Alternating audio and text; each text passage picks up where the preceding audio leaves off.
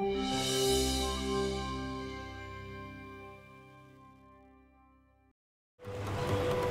Capitol Christmas tree arrives, and USDA research brightens the holidays. Those stories and more in USDA Week in Review. The 2014 U.S. Capitol Christmas tree rolled onto Capitol Hill after a cross-country journey from the Chippewa National Forest in Minnesota. So we cut this tree on October 29th, and then we took 3 days to wrap it up and package it up, and it started its trip on November 2nd. And we've been traveling constantly since then, stopping at different communities. And here we are today. There were many challenges getting the tree to D.C., one that is quite familiar to folks who bring home live trees. The first thing that came to my mind was, how am I going to keep needles on this tree for all that time? And what we did is we have a canvas bag on the butt end of the tree that we could fill with water. The tree will be lighted December 2nd on the lawn of the U.S. Capitol.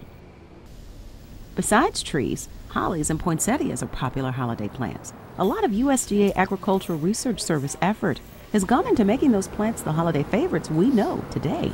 You can go into any garden center, any grocery store this time of the year and buy a poinsettia that's relatively inexpensive, that you can add instant color and holiday cheer to your house, that 50 years ago that wasn't even close to being possible.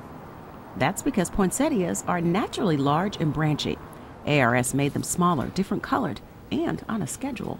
Development of new ways to produce the plant that would get them all to come into bloom at once and to stay shorter. And that was work done by Mark Cathy, another ARS researcher. Timing is everything, because if they come into bloom on January 1st, it's not really much value, or if they also come into bloom, in the middle of October, again, doesn't help you much. As for hollies, ARS has a long history with making the plant more year-round consumer-friendly. We had the largest collection of hollies in the United States, a historic collection, and so we were able to educate the nurserymen and homeowners into the diversity that is available in hollies and really broaden the gene pool of what's used in the industry. And that gene pool has been broadened so that new holiday varieties burst with color. One of our best introductions is sparkleberry, which is a deciduous holly which combines traits from a Japanese species and a North American species. And the hybrid has a greater show of fruit, and they're displayed very well on the branches.